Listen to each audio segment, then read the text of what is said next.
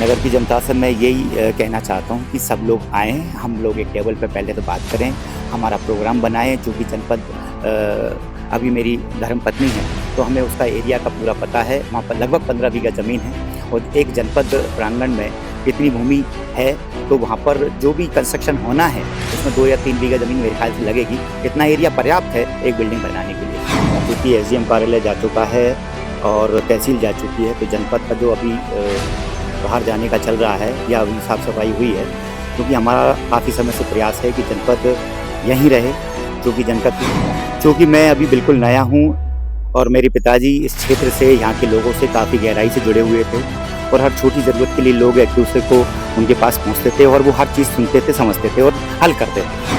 अगर ईसागढ़ शहर के व्यापारी छोटे बड़े जो भी हैं मेरे पास आते हैं, तो नो डाउट मैं उनको लेके दिल्ली तक जाऊंगा और हर वो संभव कोशिश करूंगा जिससे हमारी ईसागढ़ जनपद का उसी जगह निर्माण कार्य किया जा सके जहां वो पहली बनी। अभी मेरे पास कोई ऐसा व्यक्ति आया नहीं है, क्योंकि मैंने ही अपने स्तर पर जो प्रयास किए हैं महाराज साहब को आवेदन वगैरह दिलाने के।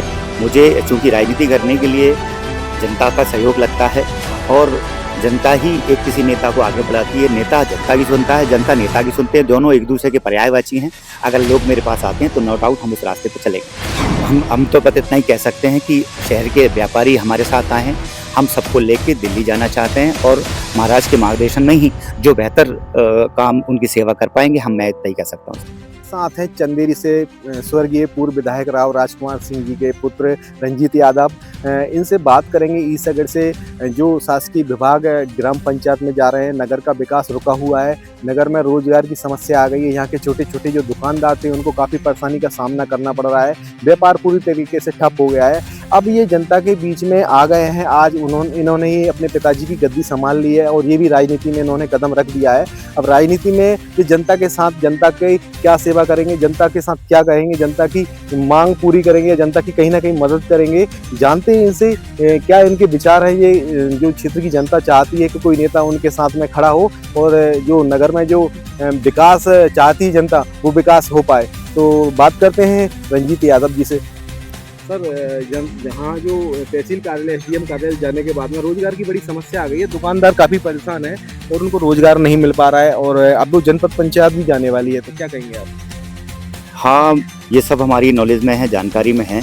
क्योंकि एसडीएम कार्यालय जा चुका है और तहसील जा चुकी है, तो जनपद का जो अभी बाहर जाने का चल रहा है या अभी साफ़ सफाई हुई है, क्योंकि हमारा काफ़ी समय से प्रयास है कि जनपद यहीं रहे। क्योंकि जनपद के पास एरिया भी पर्याप्त है और हमने अभी कुछ समय पहले महाराज साहब का जब दौरा हुआ था क्षेत्र में, तो हमने महाराज साहब को भी आवेदन दिया है और हमें ऐसा लगता है कि महाराज साहब उचित उस पर अपना एक्शन लेंगे। जो नगर की जनता है उनकी एक क्या नाम है नाराजगी है, वो नेता लोगों के बारे में बोलती है कि नेता लोग उनका साथ नहीं देते और कोई भी नेता यहाँ पे ऐसा नहीं है जो उनकी समक्ष खड़ा हो और उनका साथ दे पाए। तो कहीं ना कहीं नेताओं को लेकर जो नाराजगी है वो लंबी नाराजगी है उनकी, क्योंकि कहीं ना कहीं नेताओं की कमी के चक्कर में ये क्षेत्र का विकास नहीं हो पा रहा है। क्योंकि मैं अभी बिल्कुल नया हूँ और मेरे पिताजी इस क्षेत्र से, यहाँ के लोगों से काफ़ी गहराई से जुड़े हुए थे और हर छोटी ज़रूरत के लिए लोग एक दूसरे को उनके पास पहुँचते थे और वो हर चीज़ सुनते थे, समझते थे और हल करते थे। अभी मेरे पास कोई ऐसा व्यक्ति आया नहीं है, क्योंकि मैंने ही अपने स्तर पर जो प्रयास किए हैं महाराज साहब को आवेदन वगैरह दिलाने के। अगर ईसागढ़ शहर के व्यापारी छोटे बड़े जो भी हैं मेरे पास आते हैं, तो नो डाउट मैं उनको लेके दिल्ली तक जाऊंगा और हर वो संभव कोशिश करूंगा जिससे हमारी ईसागढ़ जनपद का उसी जगह निर्माण कार्य किया जा सके जहाँ वो पहली बनी हुई थी। आपके पिताजी ने काफ़ी जनता के बीच में रहकर जनता की सेवा की और एक लंबा नाम रहा, एक मऊअन जागीर जो कहलाती है, एक बड़ा नाम है क्षेत्र में। उन्होंने काफ़ी विधायक के समय पे, जब वो विधायक रहे तब काफ़ी समय उन्होंने जनता की सेवा की और हर छोटे से छोटे व्यापारी या मजदूर वर्ग की मदद की। तो आप कहीं ना कहीं उनकी जो नक्शे कदम है उस पर चल पाएंगे? हाँ ज़रूर, बिल्कुल। मुझे चूँकि राजनीति करने के लिए जनता का सहयोग लगता है और जनता ही एक किसी नेता को आगे बढ़ाती है। नेता जनता की सुनता है, जनता नेता की सुनते हैं, दोनों एक दूसरे के पर्यायवाची हैं। अगर लोग मेरे पास आते हैं तो नो डाउट हम उस रास्ते पर चलेंगे। तो देख रहे हैं ये रंजीत यादव हैं, राव राजकुमार सिंह जी के पुत्र हैं। और पिताजी तो उनके चले गए हैं। पिताजी के बाद में इन्होंने ही अब राजनीति की गद्दी संभाल ली है और राजनीति में ये भी कहीं न कहीं आगे हैं और जनता की सेवा करना चाहते हैं। लेकिन जनता इनके पास कहीं न कहीं संपर्क में आएगी तो ये बिल्कुल मदद करेंगे। अच्छा, आपने देखा होगा यहाँ की जो भीतर का जो एरिया है, जो आप देख रहे होंगे, बाईपास बन गया है और भीतर का जो मार्केट है वो पूरी तरीके से खत्म हो गया है। लोगों का कहना है कि वो बाईपास निकलने से अब जो भीतर मार्केट में लोग जाते थे वो भीतर ना जाकर वो बाईपास से निकल जाते हैं। तो क्या प्रभाव पड़ा है उनकी जो दुकानदारी है, रोजमर्रा की जो दुकानदारी होती थी अब वो नहीं हो पा रही है, दुकानदार हाथ पे हाथ रख के बैठे हैं, उनकी काफी शिकायत है, तो क्या कहेंगे इसको? देखिए, बाईपास तो बनता ही है और किसी भी शहर को विकास करने के लिए चारों तरफ से रास्ते बनाए जाते हैं, लेकिन हम जनसेवक होने के नाते हमें इस चीज़ का ध्यान रखना पड़ता है कि शहर का चहुमुखी विकास भी हो और लोगों का रोजगार भी बना रहे। इतने स्कूल हर विधानसभा में खोले गए हैं और उस विधानसभा में हर विधानसभा में एक स्कूल है, लेकिन ईसागढ़ में संदीपनी स्कूल नहीं है। इसको लेके आप क्या कहेंगे? जैसा कि शासन की योजनाएं चारों तरफ बढ़ रही हैं, स्कूल भी आ रहा है, तो मैंने अभी आज विधायक जी से, चूँकि विधायक जी आज ईसागढ़ आए थे हमारे जनपद प्रांगण में ही, बाबा साहब की जयंती पे एक पखवाड़ा चल रहा है, उसमें आए थे।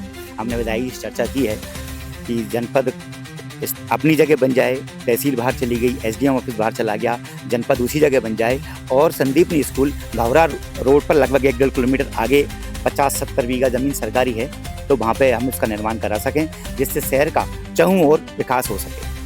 तो देख लीजिए, संदीपनी स्कूल के लिए भी विधायक के जो पुत्र हैं अभी राजनीति में आए हैं, वो प्रयास कर रहे हैं, कहीं ना कहीं जनता के बीच में सोच रहे हैं और जनता के बीच में आना चाहते हैं। तो वो भी प्रयास कर रहे हैं कि ईसागढ़ में भी संदीपनी स्कूल आना चाहिए, जिससे बच्चों का भविष्य उज्जवल हो सके। अब हम तो बस इतना ही कह सकते हैं कि शहर के व्यापारी हमारे साथ आए हैं, हम सबको लेके दिल्ली जाना चाहते हैं और महाराज के मार्गदर्शन में ही जो बेहतर काम उनकी सेवा कर पाएंगे, मैं इतना ही कह सकता हूँ इस बारे में। अभी जनपद पंचायत जाने का प्रोसेस शुरू हुआ है और वहाँ पर लगभग एक बार काम भी चल चुका है, तो क्या जनपद पंचायत रुक पाएगी? या मुझे पूर्ण विश्वास है कि अगर हम सब लोग दिल्ली जाते हैं और महाराज साहब उसमें उचित प्रयास करेंगे तो नो डाउट, मतलब मैं पूरी 100% कह सकता हूँ कि जनपद रुकेगी ही। तो आप जनता से कुछ कहना चाहते हैं? नगर की जनता से क्या कुछ कहेंगे? नगर की जनता से मैं यही कहना चाहता हूँ कि सब लोग आएँ, हम लोग एक टेबल पे पहले तो बात करें, हमारा प्रोग्राम बनाएं। चूँकि जनपद अभी मेरी धर्मपत्नी है तो हमें उसका एरिया का पूरा पता है, वहाँ पर लगभग 15 बीघा ज़मीन है और एक जनपद प्रांगण में इतनी भूमि है, तो वहाँ पर जो भी कंस्ट्रक्शन होना है उसमें 2 या 3 बीघा ज़मीन मेरे ख्याल से लगेगी। इतना एरिया पर्याप्त है एक बिल्डिंग बनाने के लिए। तो देख रहे हैं कहीं ना कहीं अब वो मैदान में उतर गए हैं और अपने पिताजी के, जो पिताजी जनसेवा करते थे, वही जनसेवा अब वो उनका पुत्र भी वो करना चाहते हैं। तो अब कहीं ना कहीं वो एक लोगों का प्यार इसमें चाहते हैं कि जनता उनके पास आए, कहीं ना कहीं उनकी समस्या सुनाए और वो उस समस्या को हल करने का पूरा प्रयास करेंगे।